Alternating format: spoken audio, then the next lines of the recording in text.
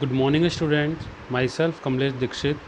हमारा सब्जेक्ट है programming for problem solving, BTech first year, और आज है हमारा लेक्चर नंबर 15। आज का जो हमारा टॉपिक है वो है वेरिएबल्स इन सी लैंग्वेज। आज हम देखेंगे कि जो वेरिएबल्स होते हैं सी लैंग्वेज में वो क्या होते हैं, उनको कैसे हम डिक्लेयर करते हैं, कैसे हम उनको वैल्यूज़ असाइन करते हैं और वो क्या यूज़फुल होते हैं। अब तक जो हमने वीडियोज़ हमारे अब तक देखे हैं, जो वीडियोज़ हमने सी का जो इंट्रोडक्शन बनाया सी प्रोग्रामिंग का, उसमें हमने देखा है कीवर्ड्स क्या होते हैं और जो आइडेंटिफायर्स क्या होते हैं। तो अब आइडेंटिफायर से अगर हम शुरू करें पहले, तो आइडेंटिफायर क्या होते हैं कि आइडेंटिफायर वो होते हैं, जैसे उसका नाम भी उसमें दिया गया है कि आइडेंटिफायर, यानी कि किसी भी चीज़ को आइडेंटिफाई हम कैसे कर सकते हैं। जैसे अगर किसी व्यक्ति को अगर हमें फाइंड करना है, किसी पर्सन को अगर हमें आइडेंटिफाई करना है, तो हम कैसे आइडेंटिफाई करते हैं? उसके नाम से। जैसा कि क्लास में से अगर मैं आप लोगों को बुलाना चाहूँ किसी को भी, तो मैं आपको कैसे बुलाऊँगा? आपके नाम से आवाज़ देके मैं आपको बुलाऊँगा। और आपको कैसे पता चलेगा कि मैं आपको बुला रहा हूँ? क्योंकि मैंने आपका नाम लिया और आपका नाम से आप पहचान सकेंगे कि मैंने आपको ही आवाज़ दी है। तो वैसे ही यहाँ पे वेरिएबल जो होते हैं या आइडेंटिफायर्स जो होते हैं, उनको हम नेम देते हैं, यानी कि जिस भी नेम से हम उन्हें पहचान सकें, तो वो नेम उनके आइडेंटिफायर कहलाते हैं। अब वो नेम वेरिएबल्स के भी हो सकते हैं और फंक्शंस के भी हो सकते हैं, एरेज़ के भी हो सकते हैं, किसी का भी वो नेम हो सकता है, स्ट्रक्चर का भी हो सकता है, यूनियन का भी हो सकता है। तो जो भी सी लैंग्वेज के अंदर हम यूज में कर लेते हैं, उनका नेम एक हो सकता है, वो आइडेंटिफायर कहलाता है। अब बात करते हैं कीवर्ड्स की। तो कीवर्ड्स क्या होते हैं? कीवर्ड्स जो होते हैं वो वर्ड्स होते हैं जिनको हम एज ए आइडेंटिफायर काम में नहीं ले सकते, क्योंकि ये वर्ड्स पहले से ही सी लैंग्वेज का जो कंपाइलर होता है उसकी डेफिनेशन के अंदर होते हैं, यानी कि रिजर्व वर्ड्स होते हैं जिसको रिजर्व में ले लिया गया है, यानी कि अब इसका अधिकार दूसरे कॉमन लोगों पे ऊपर नहीं है। जैसे कहता है सरकार किसी चीज़ को अपने अधिग्रहण में ले ले तो फिर अपन उसको यूज में नहीं कर सकते हैं, वैसे ही यहाँ पे कीवर्ड्स के साथ होता है कि कंपाइलर ने कुछ वर्ड्स हैं जिनको अपने रिजर्व में ले रखा है, अब उसे हम एज ए आइडेंटिफायर के रूप में काम नहीं ले सकते हैं। किसी भी आइडेंटिफायर का नाम उन कीवर्ड्स में से नहीं रख सकते हैं। और वो कीवर्ड्स कितने होते हैं? 32 कीवर्ड्स होते हैं। 32 कीवर्ड्स कौन कौन से हैं? सबका नाम तो हम नहीं बता सकते क्योंकि हम रिवीजन में हैं अभी। तो सब जैसे इंटीजर है, फ्लोट है, कैरेक्टर है, वॉइड है, इफ़ है, एल्स है, फोर है, वाइल है, डू है, ये सारे क्या हैं? ये कीवर्ड्स हैं जिनका नाम हम आइडेंटिफायर का नहीं रख सकते। यानी कि अब हम किसी भी आइडेंटिफायर का नाम आईएनटी नहीं रख सकते, फ्लोट नहीं रख सकते, एल्स नहीं रख सकते, इफ़ नहीं रख सकते, फोर नहीं रख सकते, वाइल नहीं रख सकते, डू नहीं रख सकते, स्विच नहीं रख सकते, केस नहीं रख सकते, एक्सटर्न नहीं रख सकते। तो इस तरीके के जो वर्ड्स हैं उन्हें हम अब जो है अपना आइडेंटिफायर का नाम नहीं दे सकते। अब इनके बाद आता है वेरिएबल। वेरिएबल जैसा कि इसका नाम है वेरीएबल, यानी कि जो वेरी कर सकता है, जो वेरी करने में सक्षम हो, वेरी करने में कैपेसिटी जो अपनी रखता हो वेरी करने की, यानी कि अपनी और किस चीज़ को वेरी करने की? वेरी करने का मतलब ये नहीं है कि एक जगह से उठ के दूसरी जगह वेरिएबल की तरह चल जाए। हिंदी में जिनको हम बोलते हैं चर भी बोलते हैं कई बार, अगर डिप्लोमा वालों के जो होता है उनके हिंदी में होता है तो उसमें उसको चर भी बोलते हैं। तो होता क्या है इसमें वेरिएबल के अंदर कि जो अपनी वैल्यू को वेरी कर सके। वेरी करने का मतलब बदल सके।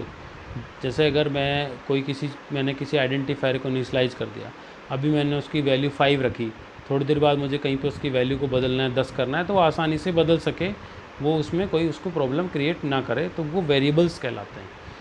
तो आइडेंटिफायर को वेरिएबल में कैसे बदलते हैं?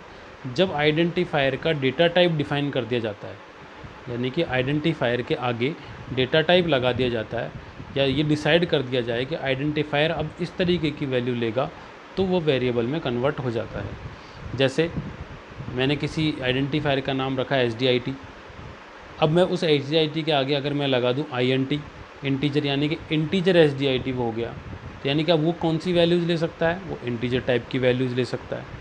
ठीक है, तो वो किस तरीके की वैल्यू लेगा? इंटीजर टाइप की वैल्यूज़ लेगा। किसी के आगे अगर मैं फ्लोट लगा दूँ तो वो डेसिमल तरीके की वैल्यूज़ लेगा। किसी के आगे कैरेक्टर लगा दूँ तो वो सिंगल कैरेक्टर वैल्यूज़ लेगा। इस तरीके से वो वैल्यूज़ ले सकता है, जिस भी तरीके का उसके आगे डेटा टाइप लगा दिया जाए। तो जब किसी जो आइडेंटिफायर होता है उसके आगे अगर हम क्या लगा देते हैं? डेटा टाइप यूज़ कर लेते हैं, तो वो एक वेरिएबल में कन्वर्ट हो जाता है। आइए हम देखते हैं कि वेरिएबल्स क्या होता है। A variable is nothing but a name given to a storage area that our program can manipulate. Each variable in C has a specific type, यानी कि जो भी वेरिएबल होता है उसका एक टाइप होता है, विच determines the size and layout of the variable memory. क्या करता है, क्या डिटरमाइन करता है कि साइज़ की कितनी मेमोरी लेगा। जैसे इंटीजर है तो उसकी साइज़ क्या होती है, 2 बाइट होती है। 2 बाइट का मतलब 16 बिट वो ले सकता है वैल्यू। और लेआउट यानी कि किस तरीके का लेआउट होगा, यानी कि इंटीजर वैल्यू लेगा, डेसिमल वैल्यू लेगा, कैरेक्टर वैल्यू लेगा, किस तरीके की वैल्यू लेगा वो भी डिसाइड करता है कौन, डेटा टाइप डिसाइड करता है। The range of values that can be stored with in that memory, जो मेमोरी के अंदर जो वैल्यूज रेंज है कहाँ से कहाँ तक। जैसे अगर मैं इंटीजर की बात करें तो हम करते हैं 3 2 6 7 8 6 7 से लेकर के माइनस के 3 2 6 7 6 7 तक हम उसको वैल्यूज़ को हम 3 2 6 7 7 तक हम उसकी वैल्यूज़ को हम ले सकते हैं। तो इस तरीके से जो वैल्यूज़ होती है उनको हम इंसर्ट कर सकते हैं। तो ये रेंज होती है कि कहाँ से कहाँ तक। जैसे अगर बात करें तो पॉजिटिव इंटीजर होता है वो 64,000 या 65,000 तक की वैल्यूज़ ले सकता है, जीरो से लेके, जिसको हम साइंड इंटीजर कहते हैं, अनसाइंड इंटीजर जिसे कहते हैं। इसमें हम पॉजिटिव वैल्यूज़ को लेते हैं। अनसाइंड इंटीजर होता है माइनस से लेके प्लस में चलता है, तो प्लस के 32,000 कुछ तक की वैल्यूज़ ले सकता है। इस तरीके से हम उसकी रेंज डिसाइड करते हैं। And the set of operation that can be apply to the variable, और कौन कौन से ऑपरेशंस उसके ऊपर अप्लाई हो सकते हैं वो भी। जैसे अगर इंटीजर वेरिएबल है तो उस पर हम कौन कौन सी वैल्यूज़ को या कौन कौन से ऑपरेशन, अर्थमेटिक ऑपरेशन परफॉर्म कर सकते हैं। कैरेक्टर टाइप का कोई वेरिएबल है तो उसको हम कौन से ऑपरेशन परफॉर्म कर सकते हैं। ये सब कैसे डिसाइड होगा, उसके डेटा टाइप से ही डिसाइड होता है। The name of a variable can be composed letters. जो रूल्स आइडेंटिफायर के नेमिंग के थे, जो मैंने पिछले वीडियो में आपको बताए थे, वही रूल्स वेरिएबल के नेमिंग में भी काम आते हैं। मैं पिछले वीडियो में आपको ये चीज़ बता चुका हूँ कि दोनों, आपसे अगर पूछा जाए कि आइडेंटिफायर के नेमिंग रूल्स लिख लिए, तब भी आपको वही चीज़ लिखनी जो मैंने वीडियो में बताई थी। अगर आपको कोई एक कहे कि वेरिएबल्स नेमिंग के रूल लिखिए, तब भी आपको वही चीज़ लिखनी जो पिछले वीडियो में बताई गई थी कि एक एक वेरिएबल का कैसे कैसे हम उसका नेम हम दे सकते हैं। तो जो नेमिंग रूल्स हैं वही हम उनको फॉलो करेंगे। तो क्या क्या हो सकते हैं, जैसे लेटर्स हो सकते हैं, उसके अंदर डिजिट्स हो सकती हैं 0 से 9 तक की। और लेटर्स कौन कौन से हो सकते हैं, कैपिटल अल्फ़ाबेट अलग होती हैं और स्मॉल अल्फ़ाबेट जो होती है वो A to Z तक की वो अलग होती है। तो दोनों जो क्योंकि सी लैंग्वेज जो होती है हमारी केस सेंसिटिव लैंग्वेज जिसको हम कहते हैं। केस सेंसिटिव लैंग्वेज का मतलब क्या होता है कि यहाँ पे जो कैपिटल लेटर्स जो होते हैं, यानी कि कैपिटल A से लेके कैपिटल Z तक और स्मॉल a से लेके स्मॉल z तक, उन दोनों का मतलब अलग है। अगर किसी वेरिएबल का नाम कैपिटल A रखा जाता है और किसी का नाम स्मॉल a रखा जाता है तो इसका मतलब ये नहीं है कि दोनों के नाम सेम है। सी कंपाइलर उनको दोनों को अलग अलग ही मेजर करेगा। तो ये भी हम उसमें अंदर रख सकते हैं। 0 से 9 तक की डिजिट भी हम रख सकते हैं। स्पेशल कैरेक्टर में से केवल अंडरस्कोर को ही काम में लिया जा सकता है और किसी भी कैरेक्टर को काम में नहीं लिया जा सकता, चाहे डॉलर हो, चाहे एंड हो, कोई भी हो, कोई भी स्पेशल सिंबल इसके अंदर हैश हो, कुछ भी हो, काम में नहीं लिया जा सकता। केवल और केवल अंडरस्कोर ही काम में लेते हैं।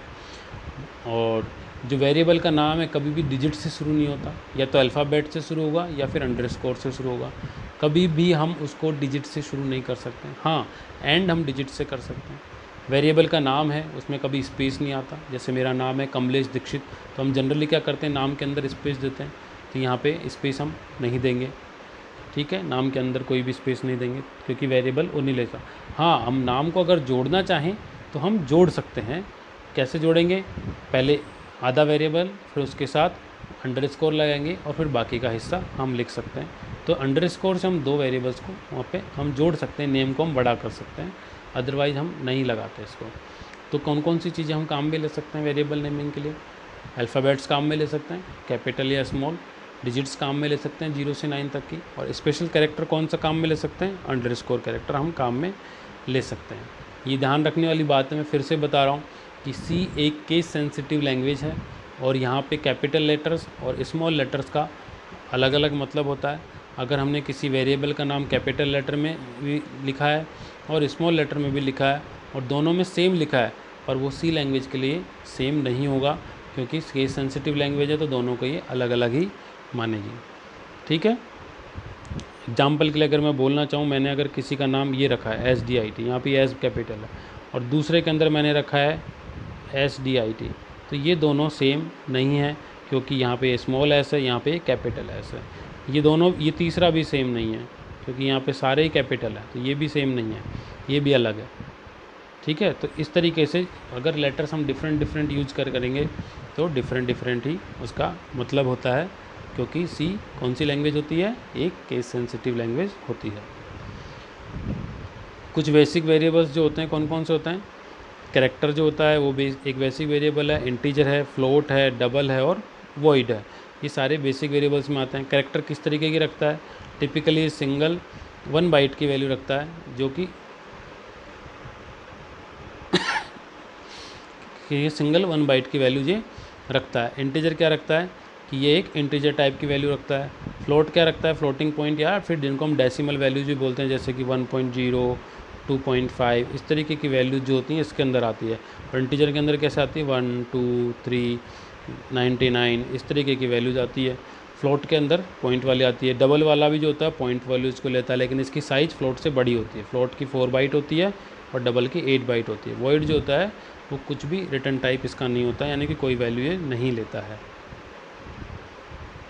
वेरिएबल्स का डिक्लेरेशन किस तरीके से होता है सी लैंग्वेज में, a variable declaration provides assurance to the compiler that there exist a variable with the given type and name so that the compiler can proceed for further compilation without requiring the complete detail about the variable.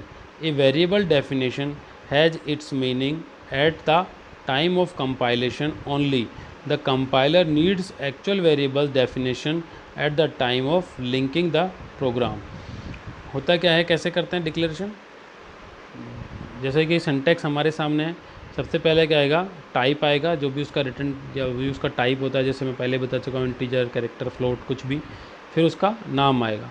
अगर multiple variable declare करने हैं तो पहले type आएगा, फिर variable नम का पहले का नेम, कॉमा आ जाएगा, फिर 2, फिर कॉमा, फिर 3, ऐसे कभी ले सकते हैं। और टर्मिनेटिंग सिंबल जो पहले मैंने आपको बताया क्या होता है, सेमीकोलन टर्मिनेटिंग सिंबल होता है। अब एग्जांपल के लिए अगर मैं बोलूँ, मैंने कोई वेरिएबल अगर मुझे बनाना है, तो जैसे इंटीजर ए, यहाँ पे ये इंटीजर तो क्या है, उसका टाइप है कि टाइप इंटीजर टाइप की वैल्यू लेगा, और यहाँ ए यहाँ पे क्या है, उस वेरिएबल का नाम है।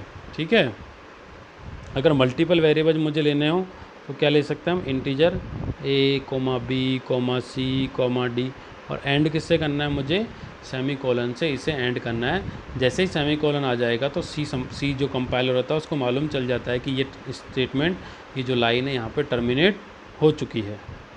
ठीक है, तो इस तरीके से हम डिक्लेयर कर सकते हैं। डेफिनेशन हम कैसे देते हैं, डेफिनेशन देने का मतलब होता है वेरिएबल को वैल्यू देना, है ना, डिफ़ाइन करना। डिफ़ाइन करने का मतलब हम उसको वैल्यू देंगे। तो कैसे देते हैं, a variable definition tell the compiler where and how much storage to create the variable, कि अब कितनी वैल्यू करनी है, यानी कि कहाँ पे तो मेमोरी लोकेशन हो ही जाएगा उसके वेरिएबल की डेफिनेशन के अंदर, जहाँ भी उसको मेमोरी असाइन की जाएगी, और कितनी वैल्यू, यानी कि 10, 5, 15, 20 इंटीजर अगर है तो, फ्लोट है तो ABCD कैरेक्टर जो होते हैं, और फ्लोट में तो क्या होगा, पॉइंट में आएगी 1.5, 2.5, इस तरीके, कैरेक्टर में ABCD इस तरीके की वैल्यूज़ होती हैं। तो कहाँ पे करना है, a variable definition specifies A data type and contains A list of 1 और मोर, एक से ज़्यादा लोगों की लिस्ट भी उसके पास हो सकते हैं। कुछ एग्जांपल्स हैं, इंटीजर जो मैं अभी पहले बताया कि जैसे D=3, F=5, यहाँ पे क्या किया हमने, इन वेरिएबल्स को वैल्यू हमने दे दिया। अगर अब जब बाद में कभी इन वेरिएबल्स को हम देखते हैं तो इनकी वैल्यू क्या निकलेगी, 3 और 5 यहाँ पे निकलेगी। जैसे यहाँ पे फिर से है कैरेक्टर X हमने कर रखा है, तो इस तरीके से वैल्यूज़ हम इसको दे सकते हैं। फ्लोट करके भी हम वैल्यूज़ हम दे सकते हैं। तो ये सारा तरीके हैं वेरिएबल को डिफ़ाइन करने। कभी एक एग्जांपल से हम समझ लेते हैं कि कैसे काम करता है। सबसे पहले हमारी हेडर फाइल्स कहलाती हैं।